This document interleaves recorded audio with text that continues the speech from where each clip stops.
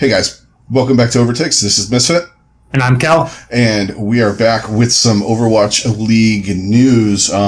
Today's episode, we are going to focus on a lot of the news that's dropped in the last week since we talked to you guys. And then we will have our final preview up for the Pacific East Division, probably Saturday or Sunday morning. Just because we've had so much stuff, and it's not little stuff like usual, it's big stuff. Yeah. Big stuff that we need to spend some time talking about with you guys, and, stuff that we want to get feedback from you. As always, thank you guys for joining us. Thanks to everybody on YouTube who've been watching our videos, giving us likes and all that stuff. Also, don't forget to hit a like, hit a subscribe, hit the bell for alerts. It helps us out, gets us up there in the ranks and all that kind of stuff. Everybody in podcast land, thank you very much for joining us. Honestly, the biggest news that we've had, in a couple of weeks, I would say, at least. So, came over the weekend. Yeah, it came over the weekend before COD started their league up. And that is Activision Blizzard has taken all of their esports to YouTube gaming.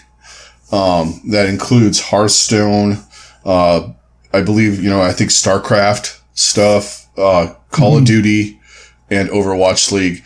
I have not heard anything about contenders or any other kind of stuff like that. That's still kind of up in the air, it feels like. Yeah, I think that one is kind of more open to whichever platform makes the most sense, I guess. I would think YouTube would be the best spot for it with everything else. I mean, yeah, get it that way. Whatever viewer base you build up on YouTube can also see like the lower tiers and all that. So, what are your initial thoughts on this?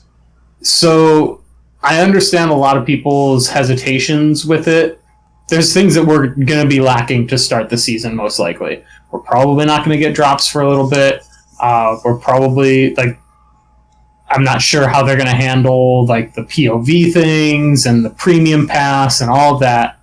But that being said, I really did like the being able to go to Jonak or Mono, yes, or go to the full thing or the overhead. I will be stunned if that's not something that we get at some point this season, though. That being said, I think overall, it's a phenomenal move because it's a bigger platform. Who in the world doesn't use YouTube? Nobody that I know, and I know a lot of boomers, and they use YouTube. Right. Not quite on the Facebook level. Because Twitch is a very it's niche. Pretty niche, very niche. You're getting the audience that you're gonna get anyway, pretty much. But with YouTube, you can reach so much more. Plus, for live streaming, it's lacking a little bit. I mean, Twitch they've got that down to a science, but anything else and all the other stuff though, YouTube has the shit.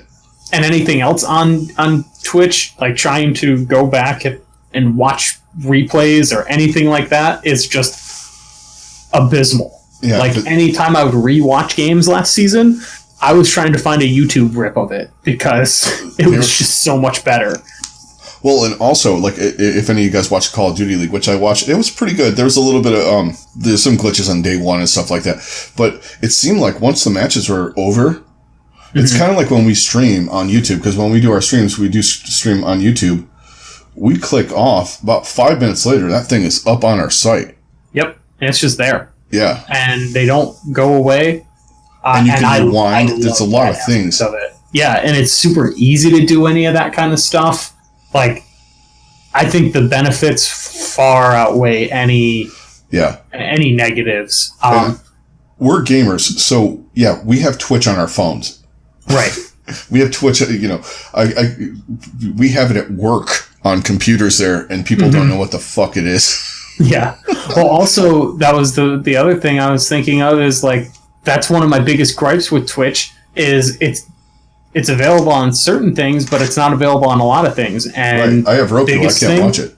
Exactly. I have a Roku as well, and I can't watch it unless you have a Fire Stick. If you have anything besides a Fire Stick or a Fire TV, you literally can't watch Twitch. And believe me, yes, it's on the ESPN3 app, all of the matches. The amount of bullshit you have to go through to get to the match is insane. And then you don't get all the other stuff. Like the whole package, the whole stream isn't together. So you get the match, it'll shut off. Yeah. And then you have to back out, like all the way out.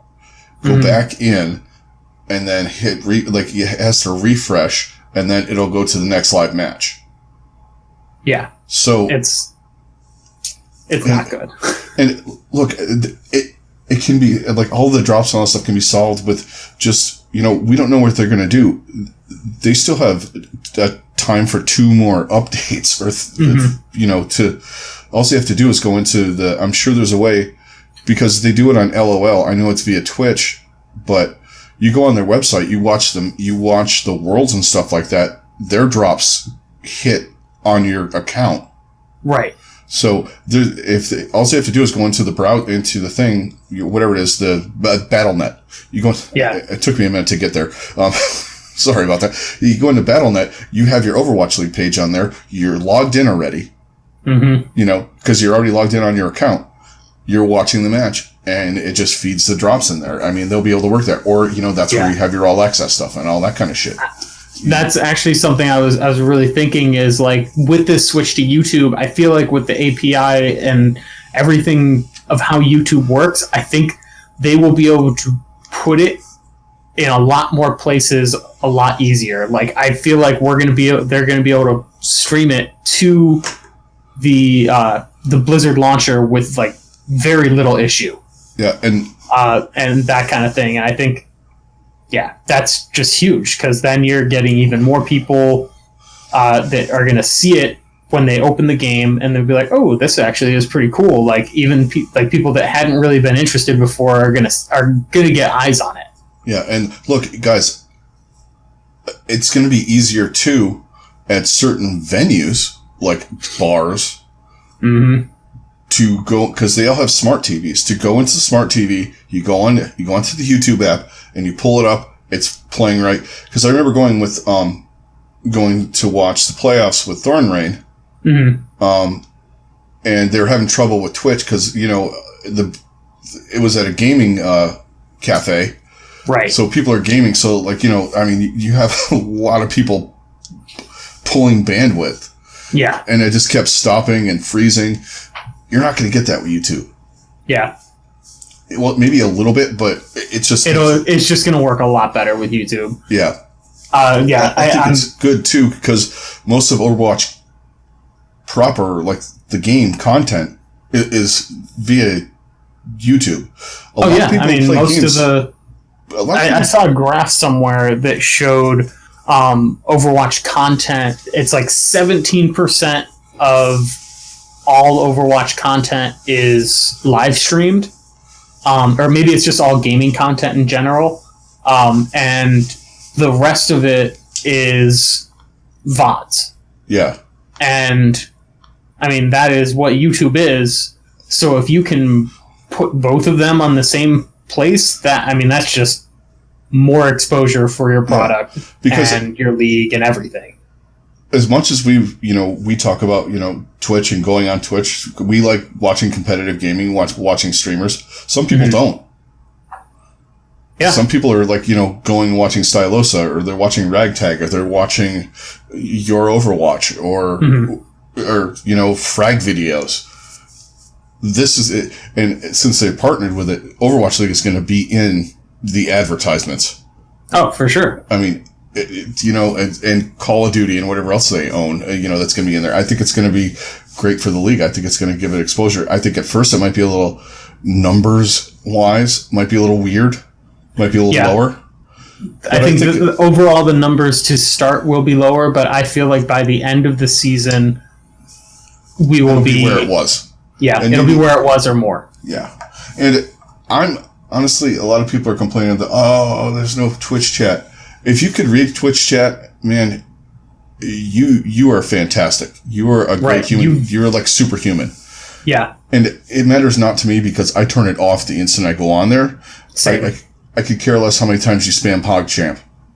Yeah, PogChamp or whatever stupid emotes or whatever other crap. Like all that shit. Well, like, during the league, it's all the cheers and all that crap. Like, I just don't care. It's like a 600 mile an hour. It's like if you took your mouse and just spun the wheels and it just rifled through. It's just nuts. Yeah, I mean, it is what it is. I think it's going to be great. I mean, we're on YouTube. It's going to benefit people like us. Mm-hmm. All the other podcasts all the other podcasts that are going to be on here. It's tightening up the community of Overwatch and Overwatch League. It's kind of bringing them together in an odd way.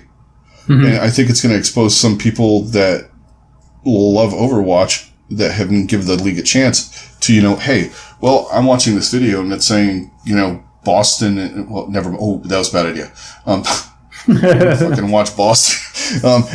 You know what I mean? Yeah. Toronto and Paris are playing or whatever is going on. Maybe I'll check it out. I'll click on there.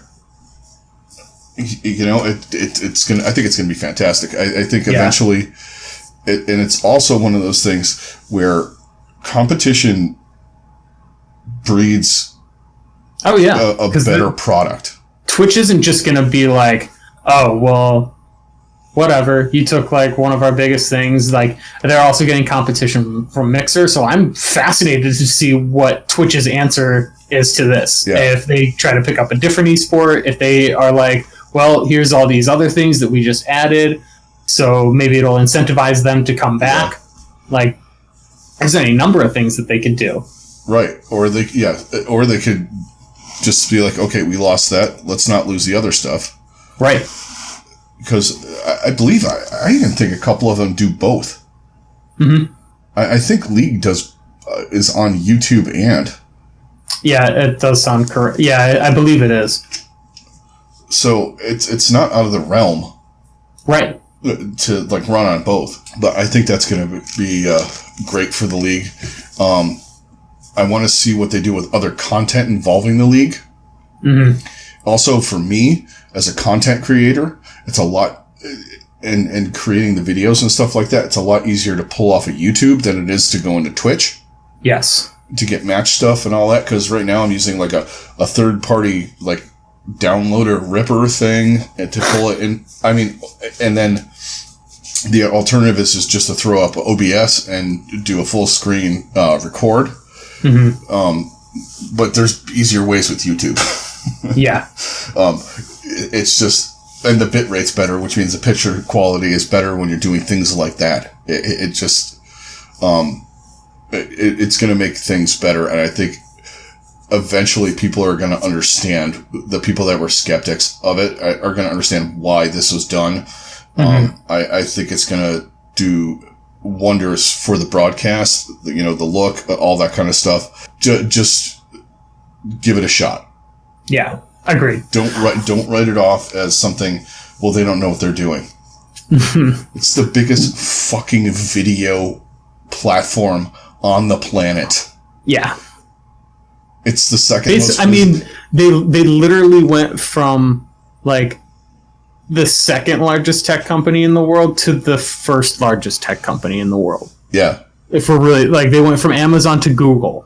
Like... Yeah, and we're not even talking the actual nuts and bolts of the tech shit with the cloud service, the clouds and all that kind of other crap. Because to me, the cloud stuff is like a mystery.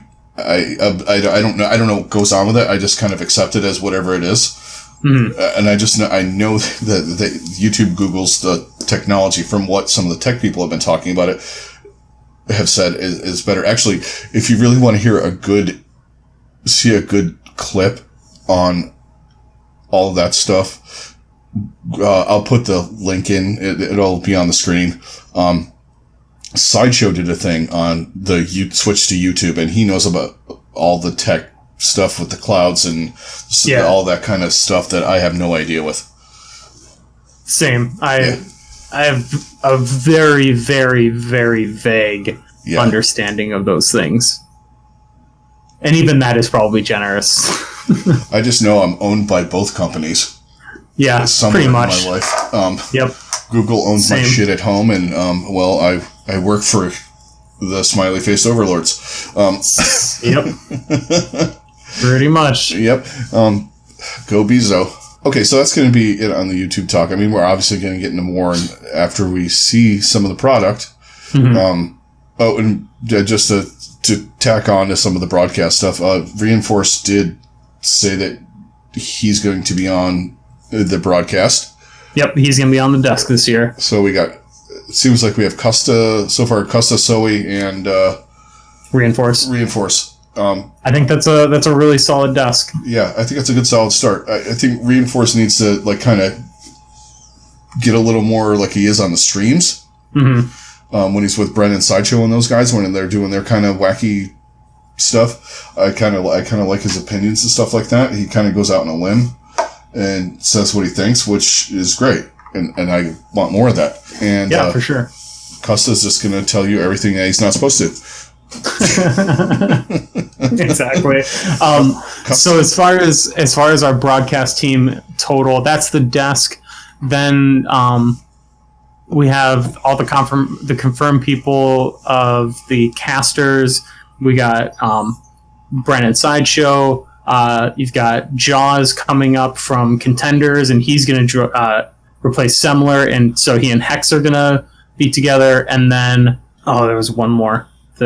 Jake and ZP? And then Jake and ZP. Yeah. And so it's still not confirmed that... unless you looked at Custa's screen while he was streaming. It's still not been officially confirmed that the other guys are coming back yet, Wolf and Achilleos and Uber and Mr. X, but I think it's pretty safe to assume that they are going to be coming back. Yeah. I feel like if any of them were not, we would have known that by now. I think it's probably just a matter of contracts and getting all that situated. And I'm sure within the next couple of days, we should get confirmation on those. Yeah. You're not, I don't think they're going to let their Joe Buck type guy walk out the door. No. As much as our crazy ex-girlfriend wanted to think he was that guy, he's not. No. It's Uber. 100%. For this game, it is. Yeah. He's got the right hype, the right thing, and Mr. X is the perfect pair with him. Brings in the insight, doesn't but also brings hype. Yeah. I think Mr. X is really underrated with his hype. Yeah, because he's just like, holy shit, kind of has a holy shit, did that just happen? How did they just do that? Yeah. Closing in on a week left. Yeah. And I'm ready to go. Now, for some concerning / not really surprising news. So in the wake of the coronavirus, which I still just sounds like something a beer company made up as a horrible marketing ploy. Or some bro playing Plague Inc. Yeah, exactly. So that the outbreak in China has caused all games that were scheduled in China to, as of right now, be canceled. No word yet on when and where they will be rescheduled. My assumption is they are going to attempt to reschedule, but there's a lot of logistics they have to work out in a very short amount of time. Everyone's just like, oh, well, they're just going to reschedule it and do it all in Korea. It's like, okay, well, yeah, they got to find a venue. They've got to get all these guys. People out of China. Yeah, they got to be able to get everybody out of China. They have to be able to. There's a lot that they got to take care of in this regard. I think the best case scenario is they fill in at other matches where these teams are playing. Mm-hmm. Worst case scenario is you run it internet instead of LAN. Yeah. That's your last resort. That I'm sure is what they want to avoid that if at all possible. But if it comes to it, I think they will do that if they absolutely have to. And there's no saying as to the way this thing's progressing, if they're going to let people from traveling from China into America as well. Right. We also have to keep that in mind. Right. And who knows how long this is going to go on. As of right now, it's just February and March, but if this continues on, I mean, it could go through the whole season depending on how long it takes for them to contain everything and get it all situated again. Yeah, because I am not a doctor, nor do I play one on TV, and I did not sleep in a fucking Holiday Inn last night, so I don't know how that shit works. Oh my God. But I know it's concerning for the people in China, and it's concerning for people like outside of it. Yeah, and I mean, just any kind of international travel is all like, everything is like super amped up with that. Yeah. So it's people also have to, at some point, like, you kind of we're concerned about what's going to happen in the matches. At some point, you got to put that aside and go, okay, the matches are not important. These people's safety kind of is the first thing you should be looking at. Absolutely. Keeping the people safe, and the people who are not infected that have to potentially take part in something in China, or Chinese people and Chinese companies and OverwatchLeague teams and whatever else leaving, the potential to spread a virus like that in the areas that has to be looked at too. The big picture has to be looked at before they're canceling some fucking games. Yeah, exactly. That's the least of their worries right now. Yeah. And it's kind of like keeping everybody safe. Let's just keep that in perspective. Exactly. Yeah. And it's the player safety. There's so much more even than just the players and the game. Like, it's a lot. So, I mean, they made the right move. It was the expected move after hearing about everything. Because I believe LOL canceled a bunch of stuff too. Is, on the same level. It's understandable. What are you going to do? Absolutely. Yeah, and I don't know how or when they're going to reschedule them. There's so many ways they're going to have to try and figure it out. I mean, you got 9 million refunds you got to talk about. Yeah.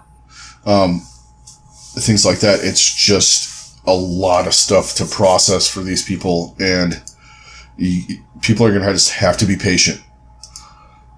Yeah, I mean, these matches might not get made up until middle of the second half. By the time they work all the shit out and all that. Yeah. There's also, teams have a lot of bye weeks here and there. They might be finagling. There's things that they're going to be able to... Yeah, I think they'll be able to work things out. Some of those early games that did get canceled might get postponed to a later date. That would be my guess, is like they'll play them maybe in some of the venues when they're not being in use, possibly, just depending on how that all works out. And where they're able to get them. I mean, they might be doing some of these homestands in quotation marks in like hotel. Who knows where? Yeah, like hotel conference rooms. Like, that's kind of the level where we're at now. Because they still do have control of the studio in Burbank. Yeah. I mean, if they can get people there, that might be a option as well. Play the games in Burbank. That might be one of the easier ways that they have to get everybody together, get them in the same spot, and do the thing. And still have some sort of audience to make it not like a non-LAN game. Yeah, exactly. But yeah, that's all we have for that. There's one last thing before we get into the big stuff that happened today, which is Thursday. So this is something that we had talked about when they announced the homestands and how they were working them. So Paris has decided to have their base of operations in New Jersey. Now, we had talked about this as soon as this came out. We're like, well, they only have 2 homestands and London has 2 homestands. It makes no sense to base yourself in Europe and just travel that much back and forth. It would probably be optimal to stay in New York or Philadelphia or somewhere. New Jersey works. It's right in the middle. I guess they're doing it for the first half of the season. I mean, obviously we were all for it. I know some people are like, well, you're not basing out of Paris. Yeah, but they're not a baseball team or a football team, they're playing 2 home games, not 20 or 50 or 8 or whatever. Exactly. Like they're actually playing in Paris twice. I think they play in London once or maybe twice. So one of them. I think they played London. One of them's 1 game. Yeah, possibly. Like there's no reason when the vast majority of your time is going to be in the season is going to be spent on the East Coast of the U.S. Why not base yourself there? And who's going to scream you at 250 ping? Right. Exactly. Yeah, that's not going to happen. And then what are you screaming, like open division teams? Right. Yeah, it's just sometimes, so you're not in the same spot. You're there for the home games. You're representing your country and your team. It's you don't have to be there. Right. Exactly. All of the, I hate to break to people, all of the NFL players aren't necessarily living in their city. Absolutely not. There are teams that don't even have their offices and their practice facilities in the same fucking city where they're playing. Oh yeah, most teams. Yeah, Giants and the Jets. The NFL. Yeah. Giants and the Jets play in New Jersey. Yeah, and they're both based in New York. Cleveland is probably one of the closer ones. Like ours is in Berea, which is just a suburb of Ohio, Cleveland. But doesn't the Cowboys they're like an hour away with their practice facility and stuff. The Cowboys used to have their training camp in Oxnard, California. Not even the same state. Yeah. Well, because practicing football, especially in the 80s and early 90s in Texas. Yeah. So Oxnard, which is, a cooler 89 degrees instead of 114. Yeah.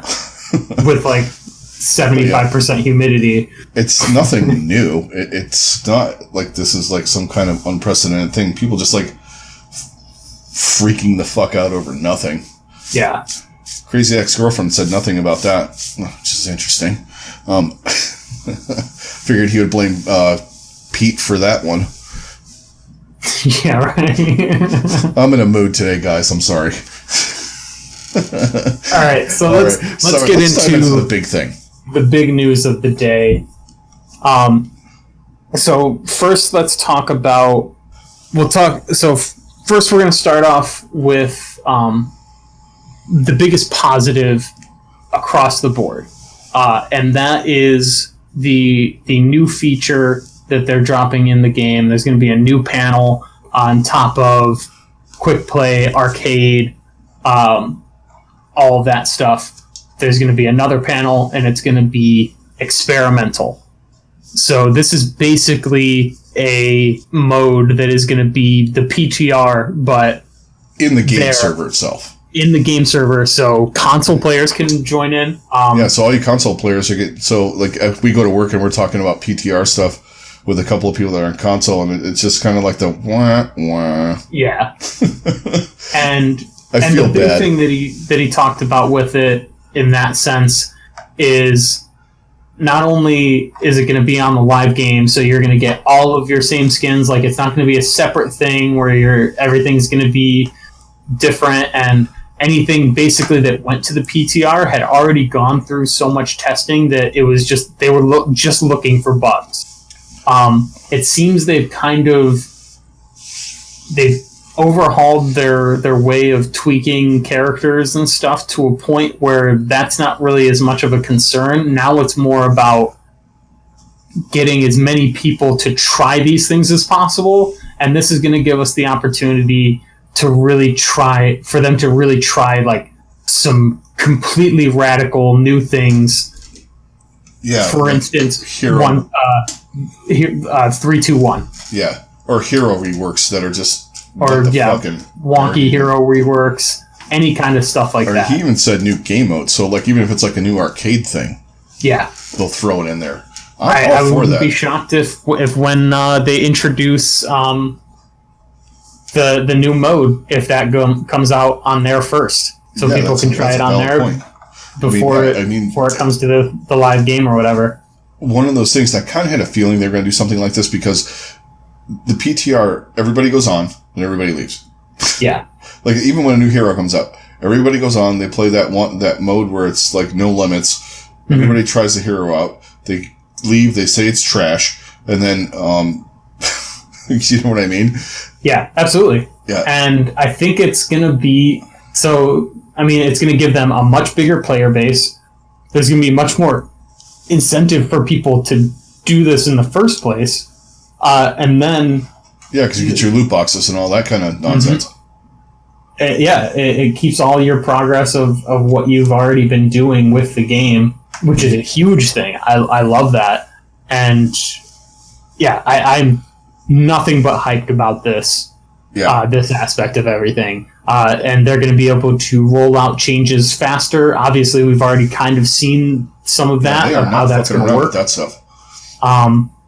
And they talked about how they are not afraid to revert changes. So hopefully there's some things I feel like they got a new voice in the room. Yeah. Or a couple of people, or where they sat down and like... Because I also all about wonder... doing the polish stuff and, like no, we're not going to go back on it. I know they said that they don't believe in power creep and that kind of thing. Yeah. But it's kind of like their way of saying, we're going to make sure power creep kind of doesn't happen. Yeah. And we're going to do our best to reverse it as much as possible. Yeah. Anything that has built up, we're going to do everything in our power to reverse that.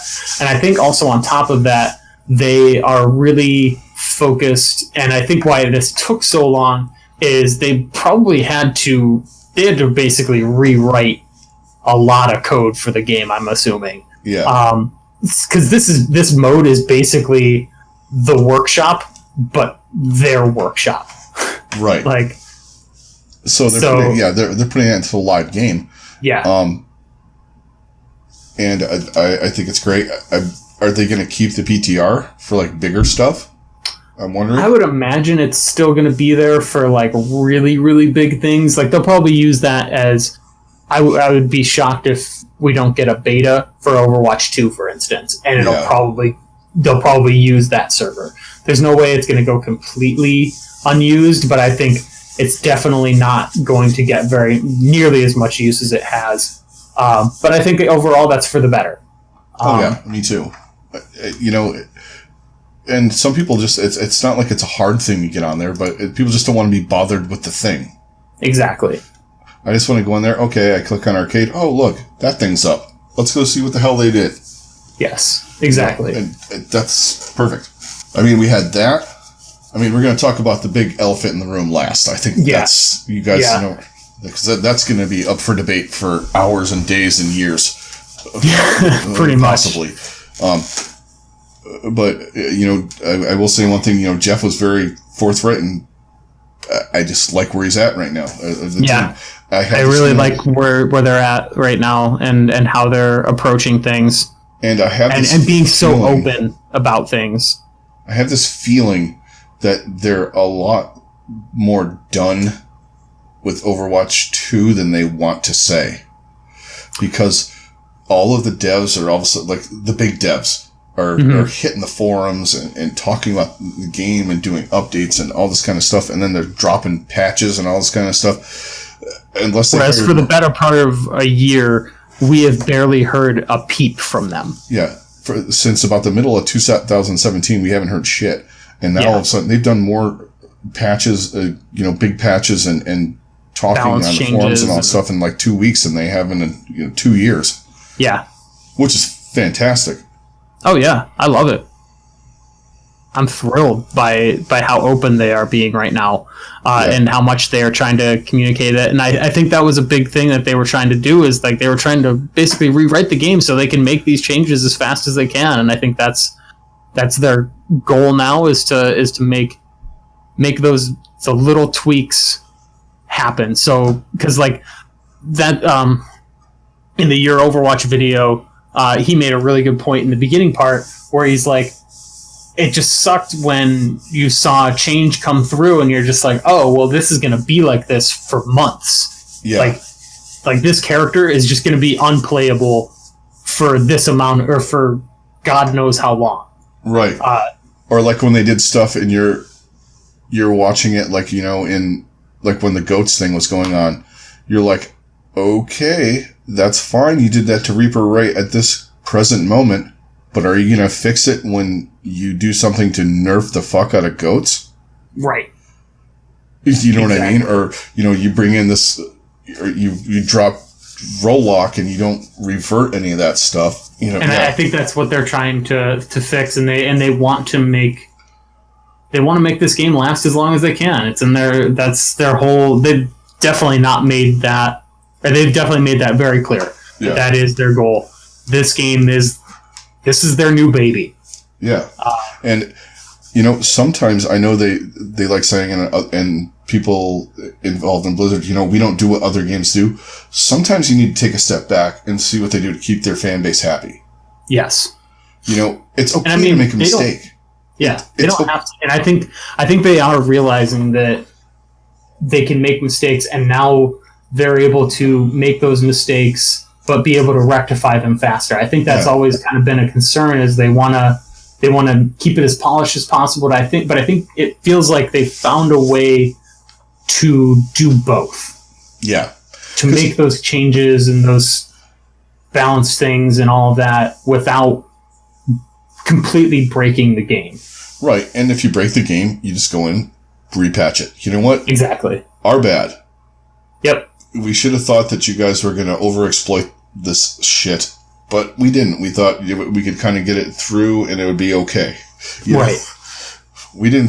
We didn't notice this in our internal testing because they only have so many people in their internal testing. Whereas when you bring it up to the main player base, people are going to find shit that there's no way they could have found with hundreds of hours of testing of their own. Yeah, we didn't realize when we were buffing the shit out of Brig because you weren't playing her that you were going to do this. Yeah, exactly. Oh, no one brought that up in a meeting. But see, like if a situation like that happened, which it can't now, with goats, they're going to nip it in the bud. Mm-hmm. Exactly. If they've released a hero that is way too powerful to start, they'll be able to fix it. Yeah. And I think that's why we're seeing this now, because we're getting this before the massive hero drop that we're going to get for Overwatch 2. Yeah. That being said, I still would like to see a hero drop somewhere. I mean, we're talking like we're at about 8 months since they dropped a hero. Yeah, Sigma came out in August. July actually hit the PTR. Yeah, that's crazy. Yeah. I can't believe I've been playing him that long. I know. So let's move on to the big elephant in the room. The other aspect of it, of when you might never see D.Va in certain times. I'm not a fan of some of this stuff. I mean, if any of you guys were on Twitter on today, I voiced my opinion a little bit. I have concerns, and one of the concerns is all right. So we're talking about the hero pool, ban, whatever you want to call it. So it's going to be basically every week, and this is for the league and for the regular competitive mode, and it's only going to be in competitive. This is not going to be quick play or anything like that. They will be removing 1 tank, 1 support, and 2 DPS that will be unplayable for that span of time. A weekly hero rotation. Yes. Now, I know they said that they weren't for the hero ban thing. They want to speed matches up and all that stuff. Mm-hmm. Hero bans do take a bit. It would cause in-game tension. I kind of got that.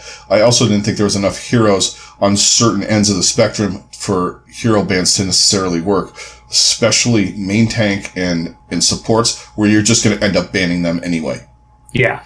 Or, like, at my level, you'd ban Reaper. Mm-hmm. It would just be every match ban Reaper, ban Orisa. You know, right now, it would be ban Orisa. Mm-hmm. Exactly.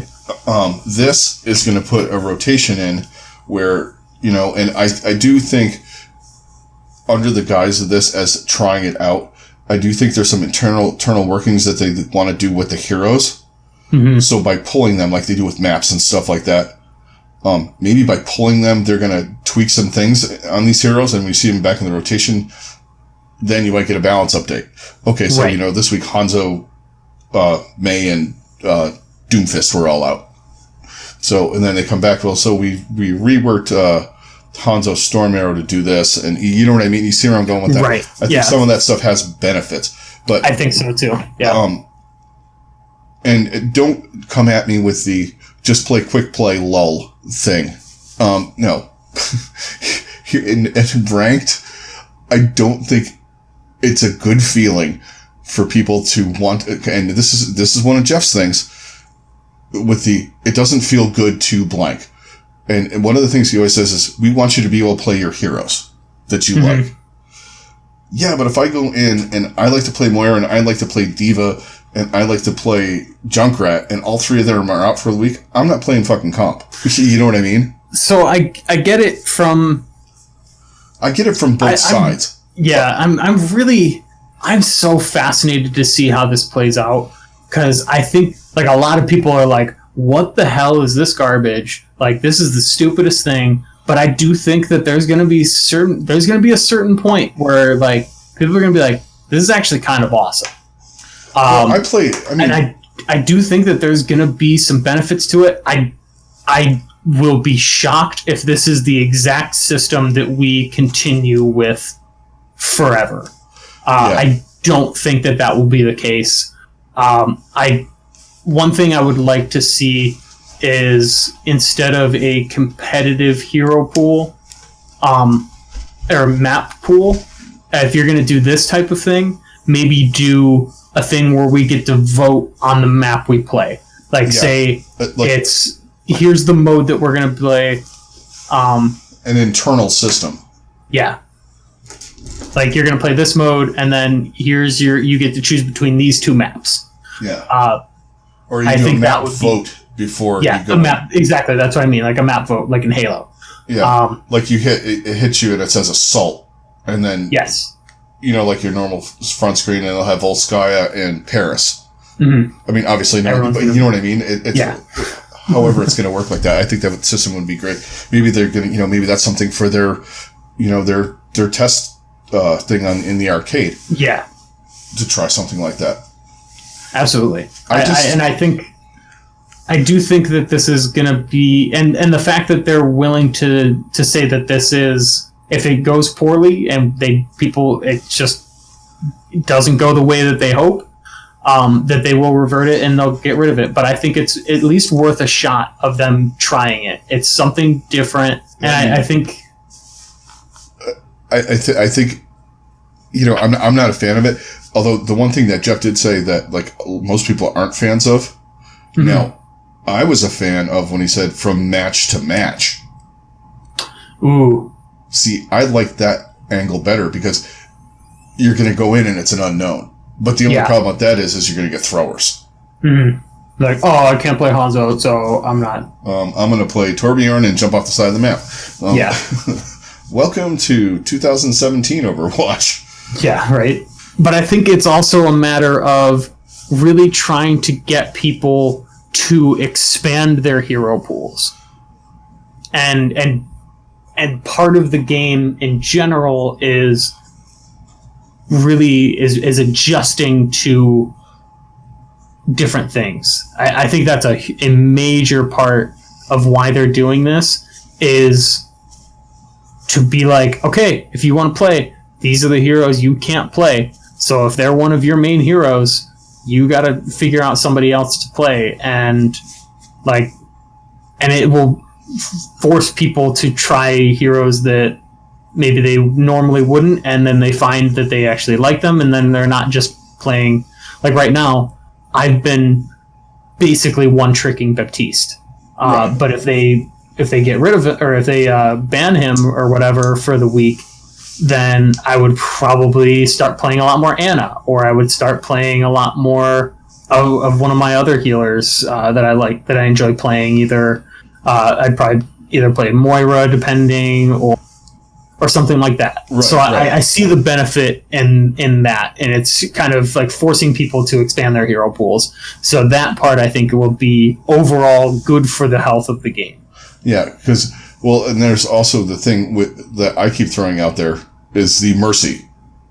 Yes. So, are you going to have Pharah as one of the quote-unquote rotation, out of the rotation heroes when Mercy's on there? Because if not, in above gold, or even in gold and above, you're essentially taking out two more heroes. You're taking out Mercy, but you're taking out Pharah. Yeah. If you only ban Mercy, but you don't ban Pharah, then it's pointless because you're basically deleting 3 DPS that week. Yeah. I mean, I'm sure they're smart enough to figure that out. I mean, they might just throw it out there and try it. Mm-hmm. I mean, you're going to have Screaming Mercy mains for a week, but... Right. Yeah, I mean, a lot of the heroes I like to play nobody likes, so they're not going to be mad. I mean, I like to play Moira, I like to play Junkrat, you know, I like to play some of the... I play troll picks, I guess. But see, the healers, like my hero, I like playing support, but I like playing Moira, I like playing Zen, and I like playing Baptiste. Right. One of those is out, it cuts me down. And Zen isn't as viable as I want him to be right now, as far as as much as what he can do, until, you know, like the barrier things kind of go away a little bit more. I mean, I can still play him a little bit. And plus, I don't know why I'm complaining about. That's the other thing I'm really interested to see if they pick it strategically. It's like, okay, well, this week, basically, shields are gone. So you have, because, like, they ban either, like, say, for instance, they ban Reinhardt, who is the primary shield tank that is being played right now, then it pretty much goes to dive. Right. So in that case, Zen is a viable pick. Right. So I really think there are weeks that when they're I'm going to be excited. Yeah. And there are weeks where I'm going to be pissed off. Right. I guess it's the whole, for 2 years, it's the continually saying this game is about heroes and, you know, and all that stuff, and we want you to play the heroes you like until we say you can't. Yeah. That's the thing that bothers me. Yeah, I understand that. And I know I know fucking Moira's going to get banned probably in week 1 or week 2. Yeah. So I won't be playing comp that week. Not that that's going well. Plus, I play right now. I'm trying to get out of silver and fucking the lower ranks. Mm. You know, bronze and silver. It doesn't matter. I could play fucking Bastion as a goddamn healer, or do the old school 76 as a fucking support. It won't matter. That is another thing I'm interested to see, is if this changes queue times at all. Yeah. Because maybe if there's like a DPS hero that people can't play, like they won't even bother to queue for it. Right. Or if they can't play at all. So I'm very intrigued by everything. I'm not ready to. I'm intrigued, but I'm also hesitant to say that this is the be all end all and the best solution, because I think this is far from the best solution, but it is an interesting attempt at the solution. Yeah. So I want to see how it all plays out. For sure. Yes. Because I was having a conversation with someone else, and they're like, well, don't they do hero rotations in MOBAs? But I'm like, no, that's free to play. Right. That's your free to play rotation. They're not taking heroes out of the game. Mm-hmm. You know, they're not saying, okay, so this week, you know, we're taking out X 5 heroes for the week. It's exactly. the free ones. Yeah. It'll be interesting. I'm interested to see how it shakes down. It's going to do a lot of. I want to see some of the ripple effects it has. Like, so if Ryan goes out, does that mean no one's playing Zarya? Right. Orisa goes out, or you know, is nobody playing Sigma? Yeah. I doubt that's going to happen as much as, you know, maybe the Ryan Zarya thing. You know, we had the Pharah Mercy thing. Just odd stuff like that. You know, if say May gets banned, are you going to run double shield at all? Right. Are you going to see more people playing Wrecking Ball? I think there's interesting angles for it, for sure. Yeah. I just don't like getting dictated to, I guess, when I play the game. Yeah, that's fair. And if you remember, that was one of the reasons why I stopped playing Heroes of the Storm, is when you go into ranked, you had to pick X 6 heroes with 300 heroes available because those were the ones that quote unquote worked. Yeah. So I don't think this is going to be as bad as that because things are going to change so dramatically. I think most players are going to see this as play your best hero that's available. Yeah. And I think for season 21, the word meta is going to be gone. Yeah. There's no meta in season 21. Yeah. It's pretty much play your best. From that standpoint, I can't argue with that. Play your best hero and let's go. Yeah, exactly. But in regards to the league and how they are approaching this, they have stated that as of right now, starting March 7th is when this is going to go live in the game. And that's when it's also going to go live for the league. And the league, I believe, is going to have the same bans and follow those same rules. So I think I'm much more hesitant with the actual game with this, but I am so fascinated to see how this plays out in the league. Yeah, I am too. I think this is going to be crazy. Yeah. The one thing I worry about is the not enough time, and then you end up with a shit show. Because there are going to be some teams that say you come off Monday, you were playing in, you were on your West Coast or your Eastern swing, you just coming back from Seoul. Right. So you get back, because there are instances where some of the stuff happens. Like, all right, say Toronto, they're playing in Paris. Mm-hmm. I'll use that one as an example. They're playing in Paris, and next week they're having their homestand. So you got to travel from Paris on Sunday, fly back to Toronto. You're back there Monday afternoon, maybe Tuesday, late Monday night. So then you have Tuesday, you're still jet lagged. And then you have like 3 days to prepare for a whole new, and the 5 heroes or 4 heroes that are banned out. That's kind of crazy. Yeah, I do think the one thing, and like pretty much the same sentiment has been shown by just about every coach and anybody in the league itself, is like, ooh, that's not a lot of time for these guys to prepare.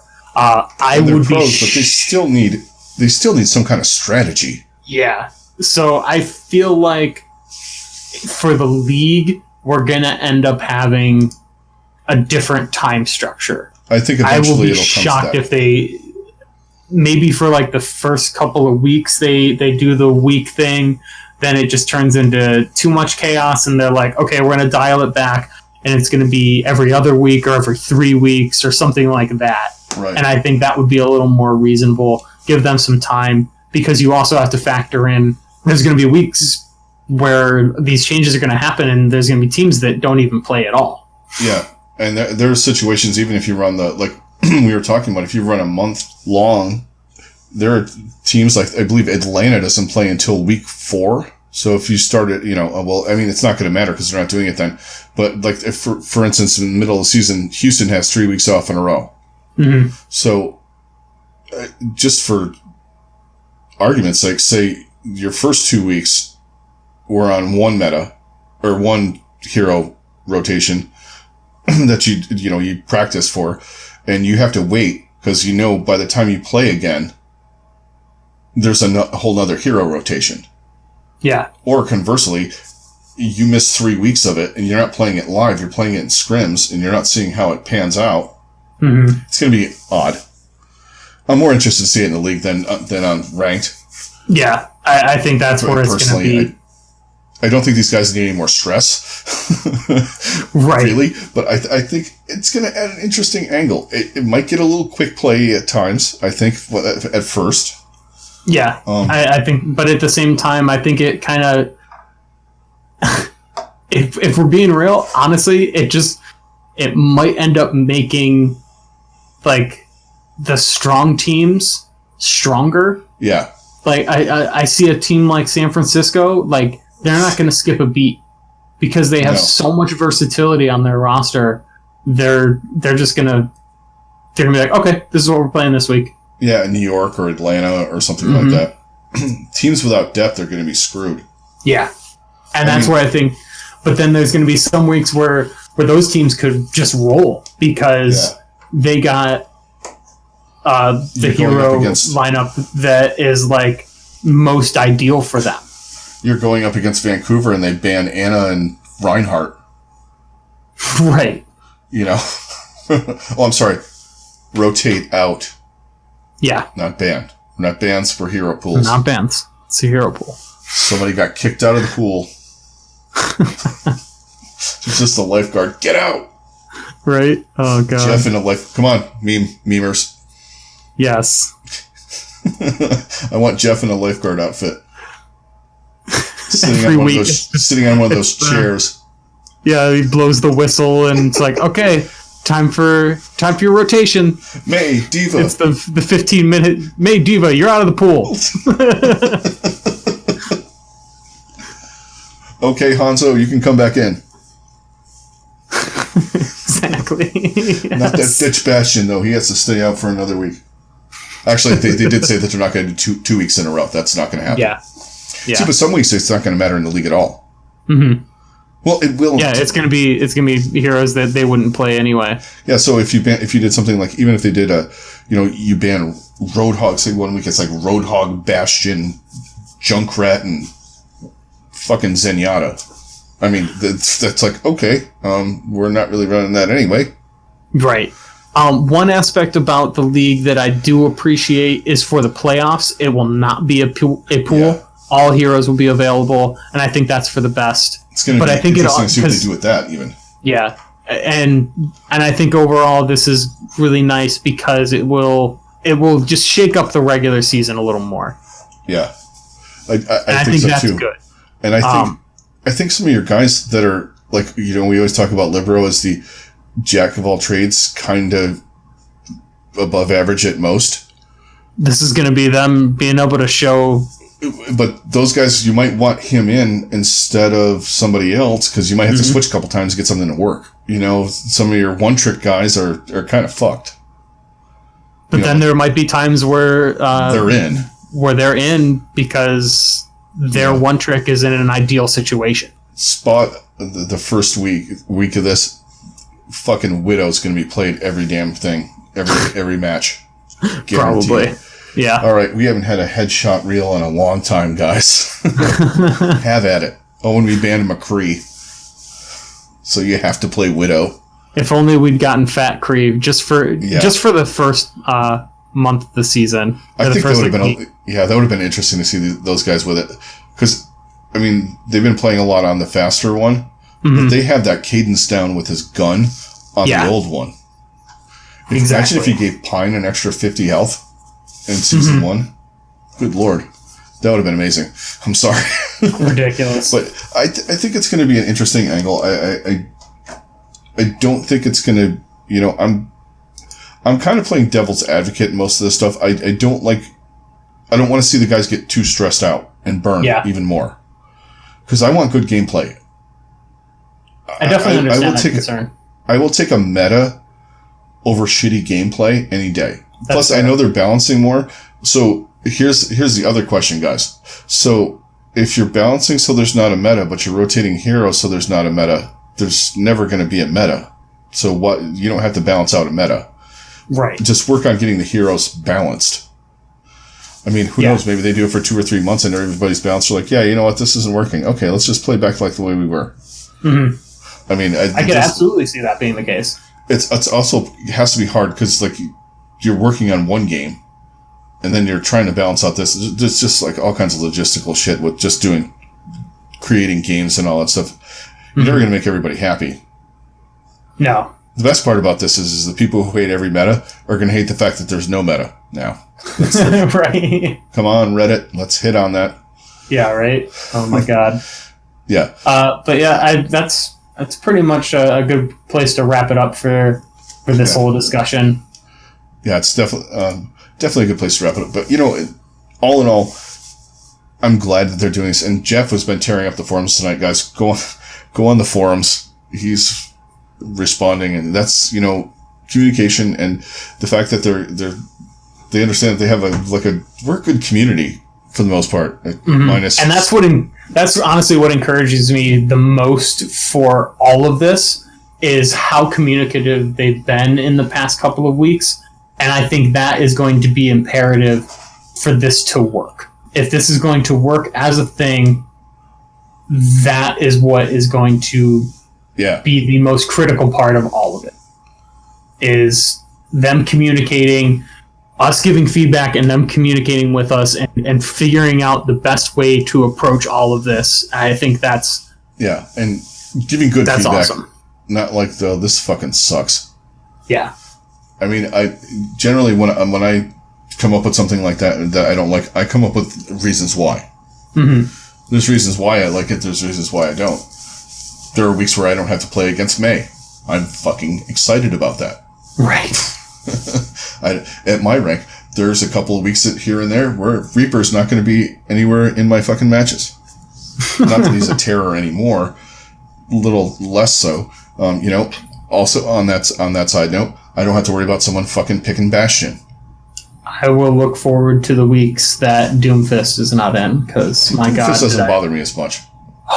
Yeah, when you get to the higher ones and like people are actually like competent with him, oh my God! When you play with big people, when you play with adults, you're not playing at the kiddie table like I do. All right, guys, so that's going to do it for this one. Don't forget, if you are on YouTube, to hit a like, hit a subscribe. Thanks a lot for all of your support, guys. It is greatly appreciated. Also, hit the bell for alerts, let you know when we upload our latest videos and stuff like that. Anyone out there in podcast land, if you're listening on iTunes, please give us a rating. Tell us what you think. Also, everyone else on any of the other podcatchers of your choice, whether you're on Spotify or Podbean, anything like that, thank you very much. We will be hitting you guys with the Pacific East preview coming up next, and then next week we will be doing some different stuff outside of the norm for most Overwatch League podcast stuff, so stay tuned for that. We're working on a couple different angles here, things that interest me, interest Kel, that are involved in different esports and sports and all that kind of stuff. So we're going to try something new, and we will talk to you guys in the next one. Catch you guys in the next one. Later.